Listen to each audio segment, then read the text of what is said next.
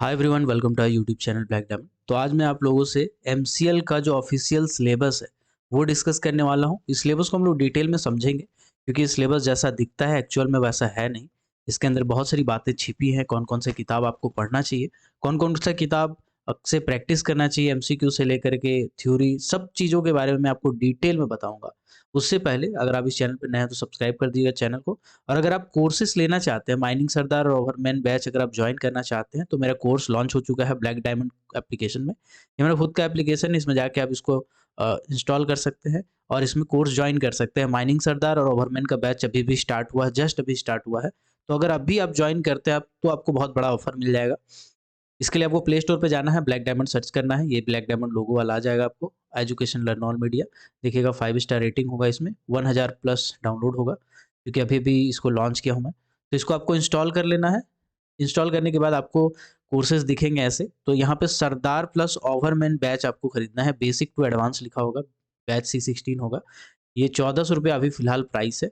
इसका 2000 प्राइस बहुत जल्द होने वाला है क्योंकि ऑफर में रखा था। एक अपने पुराने में एक वीडियो मैंने 2-3 दिन पहले डाला था तो उसमें वैकेंसी वाला, तो उसमें मैंने बस बता दिया था कि बैच लॉन्च हो गया है। तो 100-150 बच्चे अभी तक हो गए हैं। तो अगर ज्वाइन करना चाहते हैं तो ज़रूर ज्वाइन कर लीजिएगा क्योंकि 1-2 दिन के अंदर इसका मैं प्राइसिंग बढ़ाने वाला हूँ। 1400 रुपये फ़ी है, इसको क्लिक करके आपको ज्वाइन करना है। इसमें आपको क्या-क्या मिलेंगे मैं आपको बता देता हूँ। इसमें आपको सबसे पहले तो जो पुराने लेक्चर्स हैं, उसमें से एक भी नहीं मिलेगा। पूरे के पूरे नए पैटर्न में पढ़ाए जा रहे हैं और पूरा नया तरीका से पढ़ाया जा रहा है। इसमें जितने भी चीज़ें अपडेट हुई हैं, जैसे ऑक्यूपेशनल सेफ्टी हेल्थ रेगुलेशन, जो नया वाला कोड है 2020 वाला। इसके बाद आपका नया वाला जो ड्राफ्ट आएगा उसका, जैसे सीएमआर 2026 का जो ड्राफ्ट आने वाला है, आया है, उसको अपडेट करते हुए जितने भी सर्कुलर अभी नए अपडेटेड हुए हैं उसको अपडेट करते हुए मैं पढ़ाऊँगा। इसके बाद जो किताबें होंगी वो भी बेसिक से एडवांस लेवल तक की होंगी, ठीक है? अगर आप जॉइन करना चाहते हैं तो करिएगा, इसमें टेक्निकल, नॉन टेक्निकल पोर्शन दोनों पढ़ाया जाएगा। मतलब एमसीएल का जो सिलेबस है माइनिंग सरदार और ओवरमैन का, इसका फुल पोर्शन कवर कराया जाएगा। 100 नंबर का आपका एग्ज़ाम जो होता है वो 100 का 100 नंबर आपका कवर कराया जाएगा। चलिए बात है सिलेबस पे डायरेक्टली। देखिए जो सिलेबस है एमसीएल का, ये एमसीएल के ऑफिशियल वेबसाइट पे सिलेबस लॉन्च किया गया है। अभी ऑफिशियली जो पहले अभी वाला सिलेबस वो नहीं आया है। अगर अभी वाला आप सिलेबस देखोगे तो अभी यहाँ पे देखिएगा सिलेबस लॉन्च नहीं हुआ है। लेकिन प्रीवियस इससे जो पहले एग्जामिनेशन हुए हैं उसका सिलेबस लॉन्च हो चुका था, ठीक है? वो जो पुराना वाला सिलेबस है, वो सिलेबस को आप चाहो तो डाउनलोड करके देख सकते हो पूरा, ठीक है? मैं आपको दिखा देता हूँ वो सिलेबस, पुराना वाला सिलेबस। आप वेबसाइट में जाओगे, एमसीएल के वेबसाइट में ही मिलेगा, ये कोई फेक सिलेबस नहीं है। एमसीएल के वेबसाइट पे ही आपको पुराना सिलेबस मिल जाएगा। जस्ट अ सेकंड, ये आपका पुराना सिलेबस है, ठीक है? देखिए एमसीएल के ऑफिशियल वेबसाइट पे आप जाओगे तो यहाँ 5/1/2023 का जो नोटिफिकेशन आया था उसमें अपडेट किया गया है कॉरिंडम सिलेबस। तो आप इस सिलेबस को क्लिक करोगे तो जो पुराना सिलेबस है, यानी से जस्ट पहले जो माइनिंग सरदार ओवरमैन का एग्जाम हुआ है वो आपका डाउनलोड हो जाएगा। और यही वाला जो सिलेबस है बहुत ज़्यादा सर्कुलेट हो रहा है, ठीक है? तो आप इस सिलेबस को गौर से एक बार देखो पहले। सरदार प्लस ओवरमैन, यहाँ पे सरदार वाला जो ये लिखा हुआ है, ठीक है? इसमें देखिएगा नॉन टेक्निकल 20 नंबर का लिखा है और टेक्निकल 80 नंबर का लिखा है। अभी इसका जो सिलेबस है टेक्निकल का, इसको गौर से आप देखिए। Method of examine roof sites, working places and roadways, method of timbering and setting of props, ऐसे कर करके पूरा सिलेबस को देखिए। 10 इसमें पॉइंट, 11 पॉइंट है राइटिंग ऑफ रिपोर्ट तक। अब यही वाला सिलेबस मैं आपको दिखाता हूँ, जस्ट अ सेकेंड। देखिए, डीजीएमएस का जो ऑफिशियल नोटिफिकेशन है, डीजीएमएस ने जब माइनिंग सरदार और ओवरमैन का सिलेबस डिसाइड किया था एग्जाम लेने के लिए, तो उन्होंने जो सिलेबस डिसाइड किया था वो एग्जैक्ट यही सिलेबस डिसाइड किया था। मतलब ये जो सिलेबस एमसीएल का ऑफिशियल साइट में दिया गया था पिछली बार, या अभी जो दिया जा रहा है या दिया जाएगा, वो यही सिलेबस है जो डीजीएमएस ने जारी किया था बहुत पहले, ठीक है? आप इसको गौर से देखोगे तो वही सिलेबस है। देखिए, मेथड ऑफ एग्जामिंग रूप and sites of working places on roadways, method of timbering and setting of props, roof bolting, roof anchorage testing, withdrawal of support, preliminary idea, salvaging of long wall faces, ठीक है? 11 total इसमें point दिया हुआ है writing of report. और ये जो syllabus है, ये syllabus for examination for Sardar certificate of competency, यानी कि अनरेस्ट्रिक्टेड वाले का सिलेबस है। सरदार एग्जाम का जो अनरेस्ट्रिक्टेड का सिलेबस था, एज इट इज वही सिलेबस ही एग्जैक्टली वही है। मतलब डीजीएमएस का जो सिलेबस है वही सिलेबस एमसीएल ने पिछली बार भी अडॉप्ट किया था और इस बार भी वही सिलेबस को अडॉप्ट करेगी, क्योंकि हमेशा से वो यही करते आई है। इवन एससीसीएल की बात करूँ तो वो भी यही की थी। अगर बाकी सब्सिडीज की बात की है करूँ, अगर बीसीसीएल सीसीएल की बात करूँ तो वो भी यही की थी। अब देखिए मैं दूसरा दिखाता हूँ आपको। दूसरा जो आपने डाउनलोड किया है इसी सिलेबस में ओवरमैन का दिया होगा, तो ओवरमैन का देखिए, नॉन टेक्निकल 20 नंबर का है और टेक्निकल देखिए पूरा डिटेल में इसमें दिया हुआ है। अब आपको ओवरमैन का जब सिलेबस को स्क्रॉल करोगे ना, तो आपको लगेगा कि बहुत बड़ा पोर्शन है यार। जनरल सेफ्टी एंड लेजिस्लेशन में सीएमआर पढ़ना है, एक्ट पढ़ना, रूल पढ़ना है ना, गैसेस-वैसेस का सेफ्टी पढ़ना है, सेफ्टी से रिलेटेड बहुत सारी बातें पढ़नी है, ठीक है? बहुत सारा जो legislation related to coal mining industry जितने भी नियम कानून होते हैं, वो सब पढ़ना है ना? तो वर्किंग मेथड ऑफ वर्किंग लिखा हुआ है इसमें पूरा डिटेल में।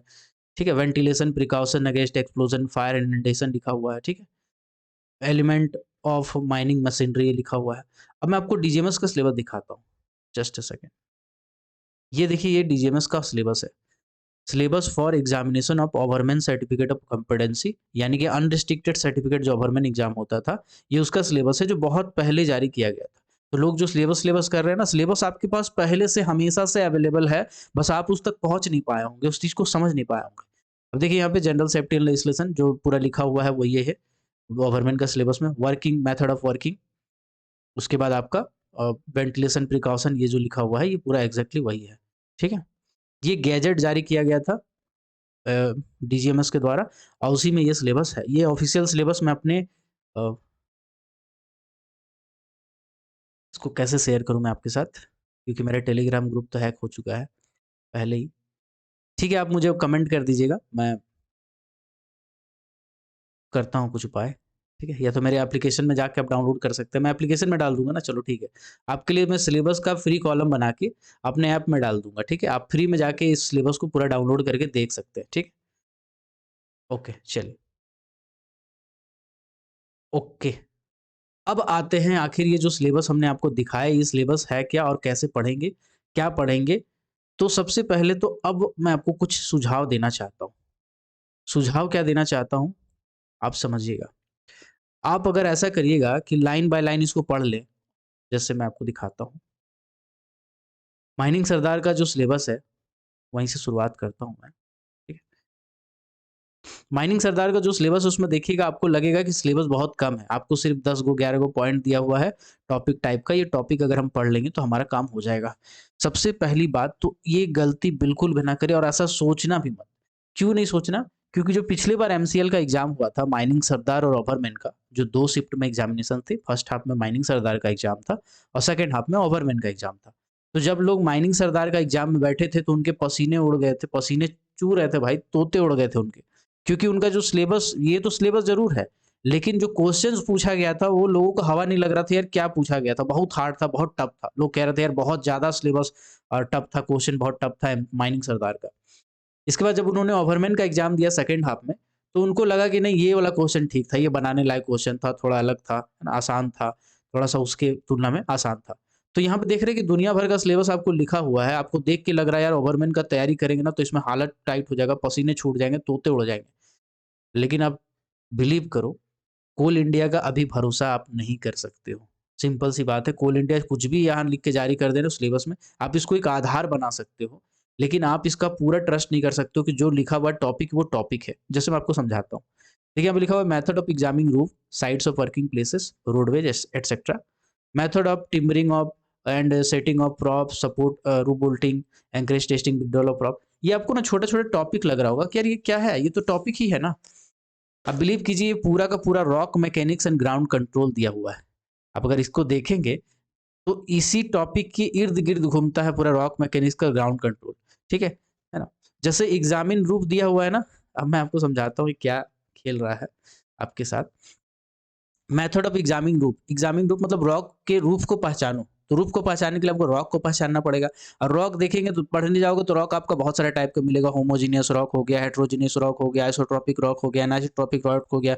इसमें जॉइंट होता है, उसमें फ्रैक्चर होता है, उसमें पार्टिंग होता है, उसमें सेपरेशन होता है। अब ये जो टॉपिक आपको लग रहा है ना कि ये छोटा सा तो लाइक लिखा है भाई, इसको तो पढ़ लेंगे यार। एलसी काकू का ओवरमैन हैंडबुक निकालेंगे, 2-4 लाइन दिया है, पढ़ लेंगे, हो गया मेरा। नहीं भाई, नहीं हुआ तुम्हारा। ये आपके साथ खेला जा रहा है गेम जो आप समझ नहीं पा रहे हो। ये छोटे-छोटे जो टॉपिक लिखे हुए हैं ना वो एक्चुअल में टॉपिक नहीं है, बड़ा-बड़ा चैप्टर भी हो सकता है वो, है ना? तो आपको उस चीज़ को ध्यान से देखना पड़ेगा, ठीक है?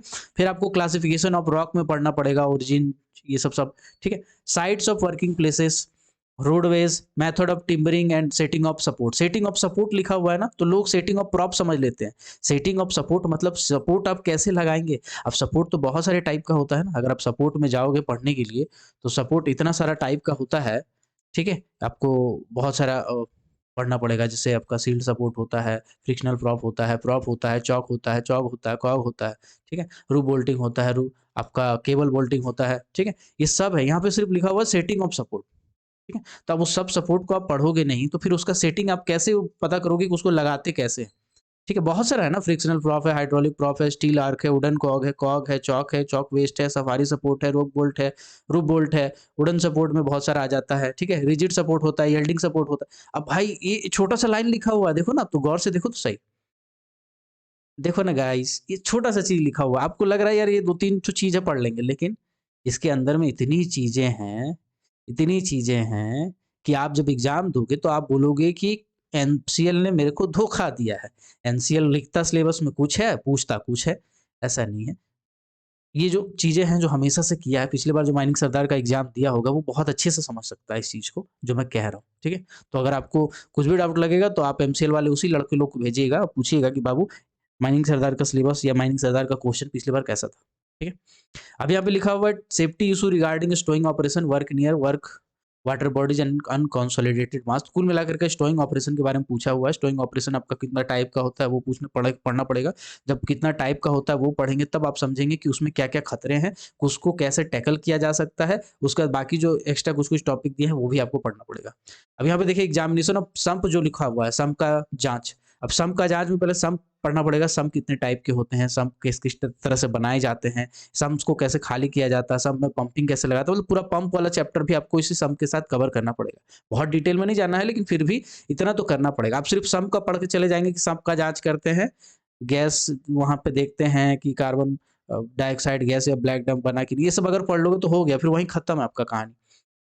अब इसके बाद आगे बढ़ते हैं, यहाँ पे लिखा हुआ है short firing and transport and use of explosive in mines. ये जो आपको छोटा सा टॉपिक दिख रहा है ना, ये टॉपिक नहीं, बहुत बड़ा चैप्टर है।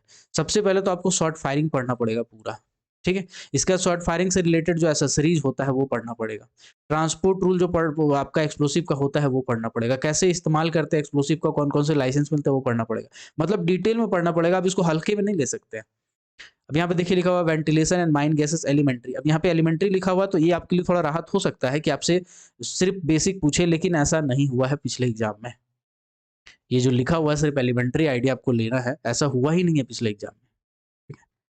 पिछले एग्जाम में भर भर के आपको न्यूमेरिकल पूछा है आपका इसका, जस्ट सेकंड, आपका जो वेंटिलेशन है, वेंटिलेशन से रिलेटेड बहुत सारा पिछली बार कॉन्सेप्चुअल न्यूमेरिकल, थोड़ा बहुत भी डाटाबेस का थोड़ा बहुत कॉन्सेप्ट और डाटा दोनों मिला के इस टाइप के पूछे गए हैं क्वेश्चन यार, है ना। इस टाइप के बहुत सारे क्वेश्चन जो है पिछले बार के एग्जामिनेशन में पूछे गए हैं, तो आप उसको नेग्लेक्ट नहीं कर सकते हैं, है ना।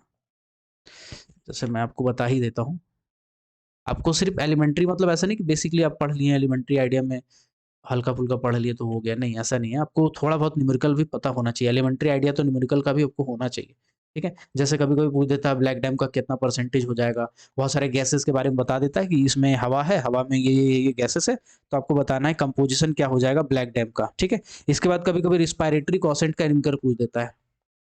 ये सब है बेसिक चीज, ये सब बेसिक चीज है, लेकिन आपको डिटेल में पढ़ने पड़ेंगे, ठीक है। थोड़ा सा डिटेल में आपको पढ़ना पड़ेगा, ठीक है। मीथेन इमिशन का क्वेश्चन भी पूछ सकता है आपसे, मीथेन इमिशन का क्वेश्चन पूछ सकता है कि मीथेन इमिशन कितना कितना हो। ग्राम्स रेशियो का न्यूमेरिकल पूछ सकता है, ग्राम्स रेशियो क्या होता है वो पूछ सकता है, कैसे बनाते हैं कैसे निकालते हैं, छोटा मोटा न्यूमेरिकल देखे सब पूछ सकता है, ठीक है ना। रेट ऑफ इमिशन पूछ सकता है, रेट ऑफ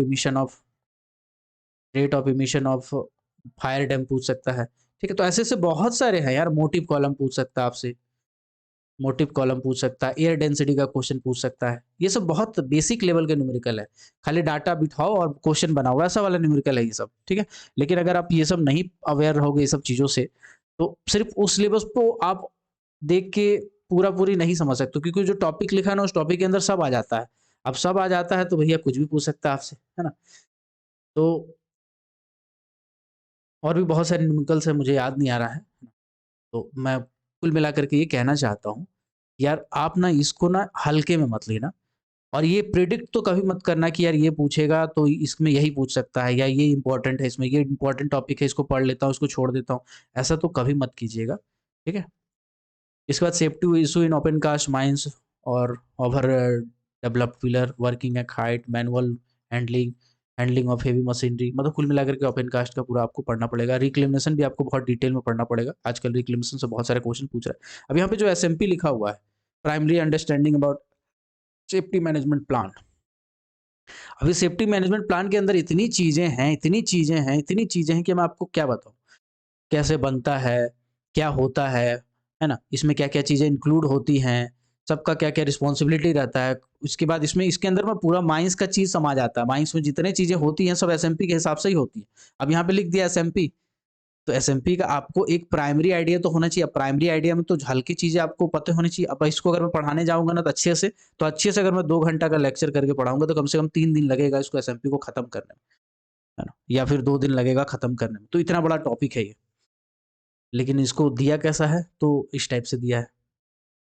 फिर आपको लेजिस्लेशन पढ़ना है। अब लेजिस्लेशन में लोगों को लगता है देखो माइंस कोल माइंस रेगुलेशन लिखा है, ठीक है? माइंस एक्ट लिखा है, बाकी तो कुछ लिखा है नहीं तो नहीं पढ़ेंगे। नहीं भाई, लिखा है, ध्यान से देखिए। लिखा हुआ provision of coal mines regulation 2017, rules and bylaws made under mines act. अब माइंस एक्ट के अंदर में जो-जो रूल्स और बायलॉज बनते हैं, तो माइंस एक्ट के अंदर में तो सब बनते थे भाई। माइंस रूल बनता था इसके अंदर में, क्रैच रूल बनता था इसके अंदर में, पिट हेड बाथ रूल बनता था इसके अंदर में। ठीक है, पिटहेड बाथ रूल बनता था इसके अंदर में, माइंस रेस्क्यू रूल बनता है इसके अंदर में, माइंस रेस्क्यू रूल इसी के अंडर में बनता है। ठीक है, एमवीटीआर माइन वोकेशनल ट्रेनिंग रूल इसके अंदर में बनता है। तो ये सब चीजें इसी के अंडर में तो बनती हैं। आप पढ़ोगे सिर्फ आपको लगेगा माइंस एक्ट और सीएमआर पूछा है, ऐसा नहीं है। इसके अंदर जितनी भी कानून आती है, जो बायलॉज, बायलॉज का मतलब क्या हो गया? बायलॉज का मतलब हो गया सर्कुलर। जितने सारे सर्कुलर होते हैं जो अपडेटेड वाला जो आता है ना टाइम टू टाइम जिसको अपडेट किया जाता है, वो भी पूछा जाएगा। ये छोटा सा टॉपिक नहीं है, बहुत बड़ा चैप्टर है ये, बहुत बड़ा पोर्शन है ये। तो इसको गलती मत करना, लिख दिया एक लाइन में वो पूरा कवर कर लिया है। आप जाओगे ना ये क्लेम करने की यार आउट ऑफ सिलेबस पूछा था, तो वो सिलेबस दिखाएगा ये डीजीएमएस वाला। और डीजीएमएस एग्जाम का वो क्वेश्चन पेपर दिखाएगा प्रीवियस ईयर का। अब बोलेगा कि देखो डीजीएमएस जो हमारा रेगुलेटरी इंस्टीट्यूट है उन्होंने ये सिलेबस बनाया है, हम इसी सिलेबस के हिसाब से क्वेश्चन पूछ रहे हैं। तो वो ministry of labour and employment की तरफ से बनाया गया क्वेश्चन है, तो इसमें कैसे डाउट हो सकता है? ठीक है, तो देखिए ये बहुत ध्यान से समझने वाली चीजें हैं। एम्प्लॉयड इन माइंस जनरल, कुल मिलाकर के ये सब। राइटिंग रिपोर्ट एक अलग सेक्शन है, एक अलग चीज़ है, बहुत मज़ेदार चीज़ है राइटिंग रिपोर्ट, है ना? राइटिंग रिपोर्ट मैं आपको पढ़ाऊँगा, ठीक है? तो कुल मिलाकर के मैं ये कहना चाहता हूँ कि आप अगर इसको गौर से देखोगे ना सरदार का सिलेबस को, तो आपको लगेगा बहुत आसान, लेकिन एक्चुअल में ये आसान नहीं है यार। इसके अंदर बहुत सारी चीज़ें इंक्लूड हो जाती हैं। छोटा-छोटा टॉपिक जो लिखा हुआ है ना, बहुत बड़ा-बड़ा पोर्शन बन सकता है, बड़ा-बड़ा चैप्टर बन सकता है, ठीक है? तो अगर आप माइनिंग सरदार की तैयारी करना चाहते हैं, तो ज़रूर मेरा बैच को परचेज़ कर लीजिए। पूरा ए टू जेड पोर्शन आपका कवर होगा। जो सिलेबस है ऑफिशियल सिलेबस, ऑफिशियल सिलेबस जो है इसको पूरा पढ़ाया जाएगा, ठीक है? इसमें जितना सरदार का आपको दिख रहा है ना पूरा पढ़ाया जाएगा। कौन-कौन सा बुक रहेगा वही मैं आपको बताऊँगा। तो मेरा पढ़ाने का तरीका थोड़ा अलग रहेगा, ठीक है? इसमें मैं बेसिक से एडवांस तक पढ़ाऊँगा, बेसिक से एडवांस तक, ठीक है? जैसे आप एलसी काकू साहब का जो किताब पढ़ते थे ना वो आपका बेसिक होता था। तो उसमें जो-जो चीज़ें दी होती थी, है ना? या आपका जो बेसिक-बेसिक और भी बहुत सारी किताबें हुआ करती थी, एचपी सोनी साहब का ये सब, तो वो सब बेसिक किताबों में कह सकते हैं आप। फिर इमीडिएट लेवल पे कह सकते हैं, इंटरमीडिएट लेवल पे कह सकते हैं, जो बीच में है डीजे देशमुख का जो तीनों वॉल्यूम है, वॉल्यूम 1, वॉल्यूम 2, वॉल्यूम 3, इसके साथ आपका एक हैंडबुक आता है अली मुर्तज़ा साहब का, है ना? अली मुर्तज़ा साहब का जो आता है, शेख अली मुर्तज़ा शेख साहब का, ठीक है? ये सब जो किताबें हैं, ठीक है? और भी जो मार्केट में बेसिक लेवल की किताबें हैं, इंटरमीडिएट लेवल की किताबें, थोड़ा बीच वाला मीडिएट लेवल की किताबें हैं, फिर हाई लेवल की जो किताबें हैं ना, हाई लेवल की किताबें जैसे कि आपका ए.के. गोराई, है ना? जैसे कि आपका डॉक्टर एन.सी. दे का न्यूमेरिकल्स वगैरह जो होता है, जो है ऑब्जेक्टिव वाला किताब है, डॉक्टर एन.सी. दे का, ठीक है? इसके बाद आपका सुनील कुमार सिंह का जो किताब है, गेट एग्ज़ाम के लिए जो आता है ना, उसमें बहुत सारी चीज़ें हैं जो आपके काम का है, ठीक है? तो ये सब चीज़ों को निचोड़ के आप पढ़ोगे ना तो अच्छा रहेगा, समझिएगा ध्यान से। अब जो मैं आपको बता रहा हूँ थोड़ा ध्यान से सुनिएगा, समझिएगा मैं क्या कहना चाहता हूँ। मैं कहना चाहता हूँ कि अगर आप डब्ल्यूसीएल का पेपर देखोगे ना माइनिंग सरदार का, तो बहुत आसान पेपर था वो, बहुत आसान था, ठीक है?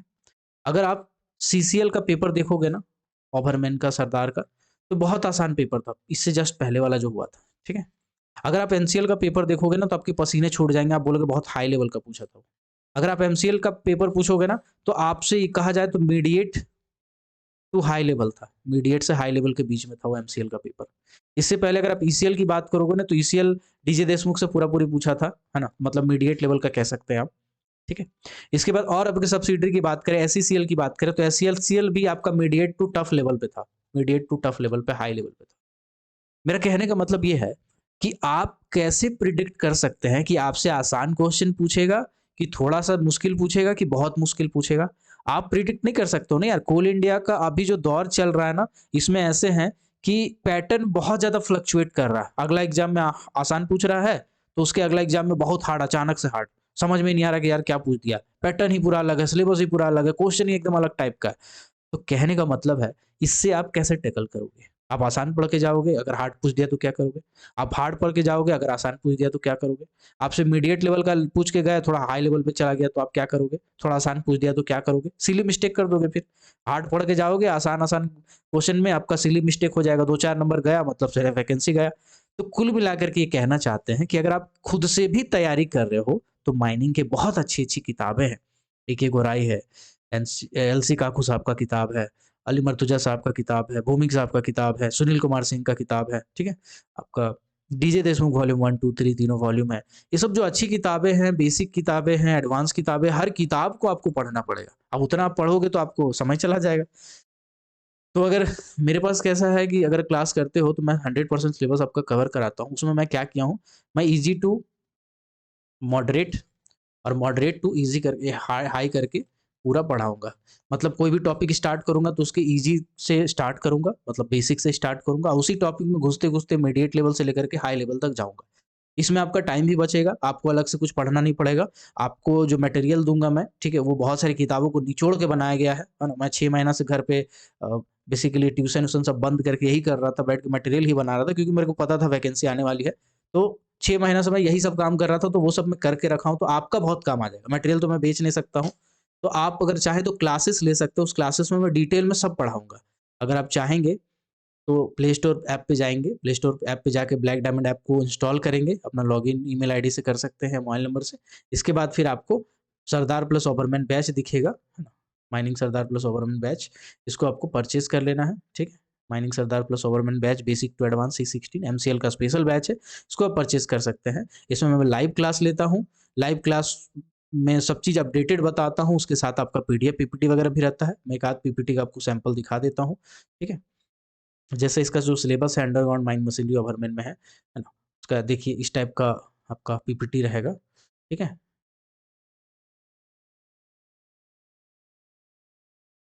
ओके, जैसे अंडरग्राउंड माइन मशीनरी है भाई दीपक साहू, अंडरग्राउंड माइन मशीन में एचडीएल है, एचडीएल का सबके बारे में दिया हुआ है, हर किताब से निचोड़ के लिखा हुआ है इसमें। उसके बाद आपका उसका फ़ोटो है, उसी तरह से अलग मशीन, एलएसडी का, रॉक्सवेल ऐसा कर के बहुत सारा अलग-अलग पीपीटी बना हुआ है, पीडीएफ बना हुआ है, ठीक है?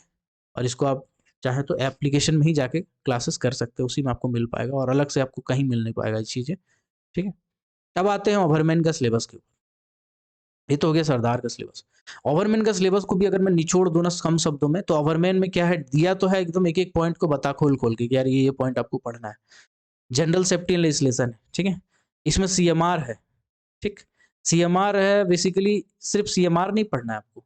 अब यहाँ पे बायलॉज़ अपडेटेड भी क करना है, मतलब जो आपका नया वाला ड्राफ्ट है ना, वो नया वाला ड्राफ्ट 2026 अभी तक जारी नहीं हुआ है। वो आपके लिए इम्पोर्टेंट नहीं है, ऐसा आप नहीं कह सकते। क्योंकि जितने भी सर्कुलर आए थे उसके पहले, बहुत सारे सर्कुलर को निचोड़ के इसमें डाल दिया गया है। तो अगर आप इसको पढ़ोगे ना तो बहुत सारा सर्कुलर पढ़ने से बच जाओगे, ठीक है? लेकिन आपको सर्कुलर भी बहुत सारे सर्कुलर आपको अलग से पढ़ना ही पड़ेगा, तो वो मैं पढ़ाऊँगा ही अपडेट करके, ठीक है?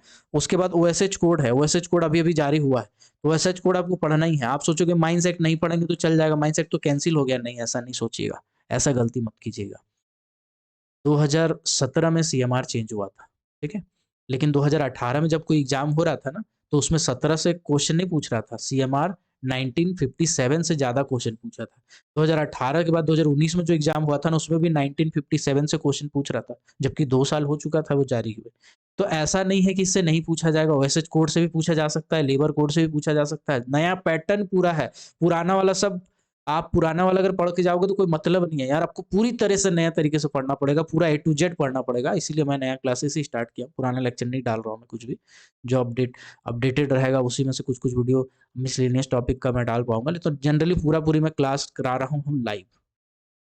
जनरल सेफ्टी एंड लेजिस्लेशन, अब यहाँ पे आप देखोगे ना, तो आप देखो एक चीज, यहाँ पे जनरल सेफ्टी लिखा हुआ है, ठीक है। जनरल सेफ्टी वाला यहाँ पे एक जो लाइन लिखा हुआ है ना, जनरल सेफ्टी, बहुत बड़ी चीज लिख दिया है, ठीक है। आपको उसको समझना पड़ेगा कि वो क्या एक्चुअल में बोल रहा है, ठीक। जनरल सेफ्टी में बहुत सारे टॉपिक आ जाते हैं, तो सभी टॉपिक को आपको करना पड़ेगा, ठीक है। जैसे आपके माइन, फायर, हजार्डस, है ना, मिटिगेशन वगैरह हो गया, ये सब आपको पढ़ना पड़ेगा। यहाँ पे लिखा हुआ सीएमआर तो आपको पढ़ना ही है, सीएमआर तो पूरा पूरी पढ़ना ही है। सीएमआर के साथ साथ आपको जो से रिलेटेड रूल्स वगैरह होते हैं वो भी पढ़ना है, और साथ ही साथ जनरल सेफ्टी की जितनी चीज़ें हैं वो आपको पढ़ना है। माइन गैसेस को लो तो आपको ज़्यादा डिटेल में पढ़ना है, ठीक है। Generation, property, effect, detection, multi gas detector वगैरह, इंड्रेस ऑफ वाटर, बेंच स्लाइड, ये सब सब देखिए लिखा होगा इसमें। मतलब डीजीएमएस का जो जनरल सेफ्टी का पोर्शन है वो आपको पढ़ना पड़ेगा। जनरल सेफ्टी को आप नज़रअंदाज नहीं कर सकते, यही गलती लोग करते हैं। सेफ्टी इन माइंस वाला जो टॉपिक होता है ना, उसको छोड़ देते हैं, नॉर्मल टेक्निकल पोर्शन करके जाते हैं। टेक्निकल में जनरल सेफ्टी तो पढ़ना ही है, लेजिस्लेशन तो पढ़ना ही है, जनरल सेफ्टी भी पढ़ना पड़ेगा, ठीक है। डिजीज जैसे यहाँ पे लिखा हुआ माइनर्स डिजीज, अब माइनर में भाई दो टाइप के होते हैं, ऑक्यूपेशनल होते हैं, नोटिफाइड होते हैं। ऑक्यूपेशनल में दुनिया भर का डिजीज है ना, वो तो आपको पढ़ना ही है, ठीक है। ऑक्यूपेशनल जैसे सिलिकोसिस, निम्नोकोनोसिस, उसके बाद आपका डस्ट लैट्रिन से बहुत सारी बीमारी होती है ना, तो बहुत सारा बीमारी है, वो सब आपको करना पड़ेगा, तो इग्नोर नहीं कर सकते हैं, ठीक है। उसके बाद आपको न्यूमेरिकल भी बनाना पड़ेगा। इसका मेथड ऑफ वर्किंग है, मेथड ऑफ वर्किंग में पूरा डिटेल में आपको एक एक मेथड करना पड़ेगा। आप एक एक मेथड कर ही नहीं कर पाएंगे तो बहुत अच्छी बात है, नहीं तो पूरा डिटेल में आपको पढ़ना पड़ेगा, हाँ। तो इसके लिए सुनील कुमार सिंह का जो किताब है वो बेस्ट कह सकते हैं, एक एक गोराई का किताब है वो बेस्ट कह सकते हैं।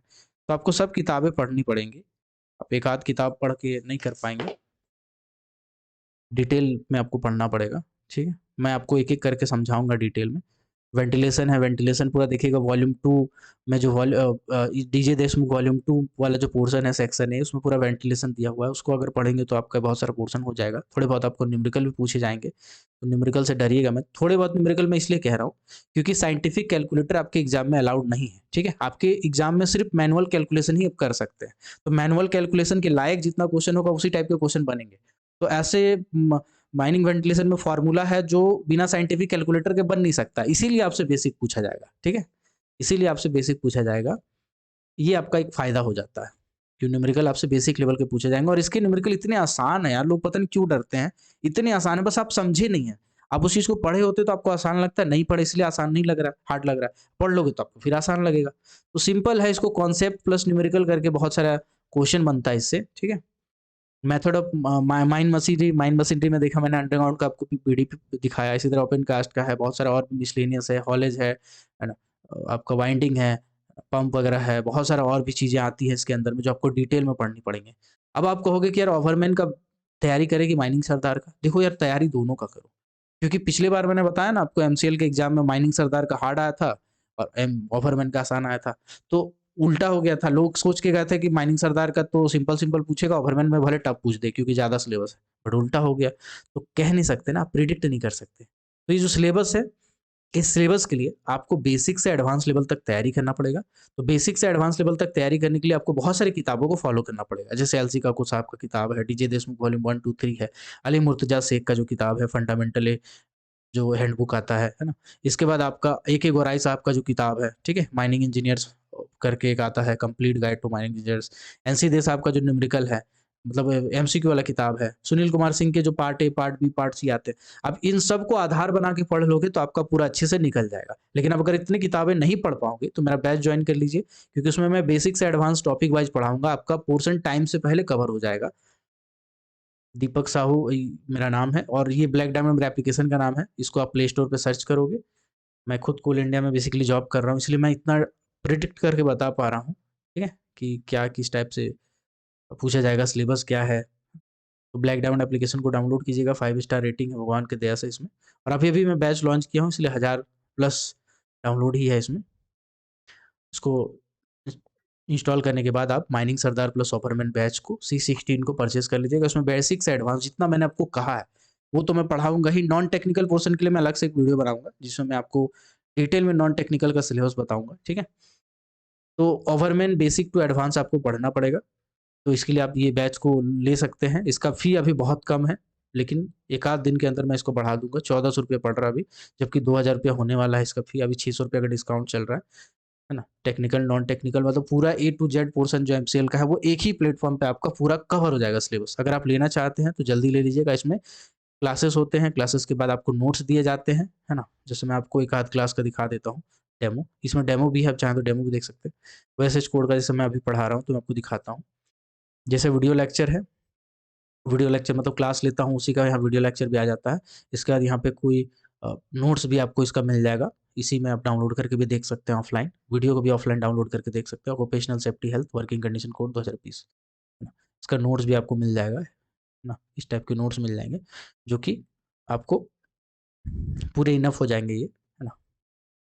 मतलब क्लासेस कीजिए, क्लासेस के बाद नोट्स पढ़ लीजिए, उसके बाद MCQ क्वेश्चन टेस्ट सीरीज वगैरह सब आएगा इसमें, ठीक है। तो अगर आप ज्वाइन करना चाहते हैं बाबू तो जल्दी ज्वाइन कर लीजिएगा, क्योंकि बैच एक बार थोड़ा भर जाता है तो फिर मैं ज़्यादा लूँगा नहीं।